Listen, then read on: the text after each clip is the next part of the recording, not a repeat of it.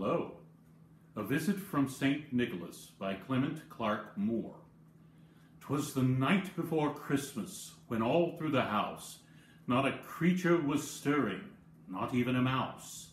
The stockings were hung by the chimney with care, in hopes that St. Nicholas soon would be there. The children were nestled all snug in their beds, while visions of sugar plums danced in their heads. And Mamma in her kerchief, and I in my cap, had just settled our brains for a long winter's nap. When out on the lawn there arose such a clatter, I sprang from my bed to see what was the matter. Away to the window I flew like a flash, tore open the shutters and threw up the sash. The moon on the breast of the new-fallen snow gave a luster of midday to objects below. When what to my wondering eyes did appear but a miniature sleigh and 8 tiny reindeer. With a little old driver so lively and quick, I knew in a moment he must be Saint Nick. More rapid than eagles his coursers they came, and he whistled and shouted and called them by name. Now Dasher, now Dancer, now Prancer and Vixen, on Comet, on Cupid, on Donner and Blitzen, to the top of the porch, to the top of the wall, now dash away, dash away, dash away all.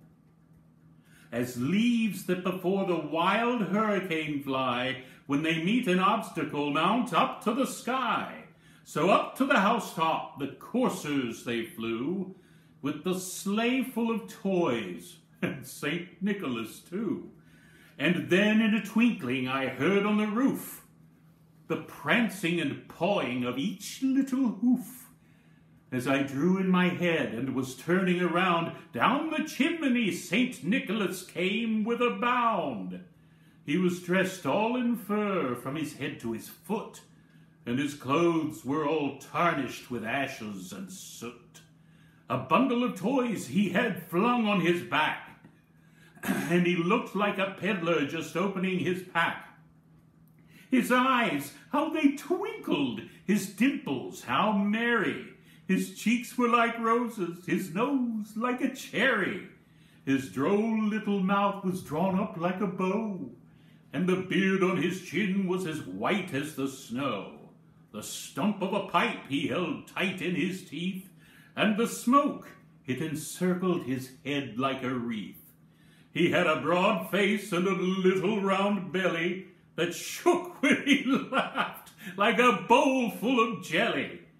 He was chubby and plump, a right jolly old elf, and I laughed when I saw it in spite of myself. A wink of his eye and a twist of his head soon gave me to know I had nothing to dread. He spoke not a word, but went straight to his work, and filled all the stockings, then turned with a jerk, and laying his finger aside of his nose, and giving a nod, up the chimney he rose. He sprang to his sleigh, to his team, gave a whistle, and away they all flew like the down of a thistle.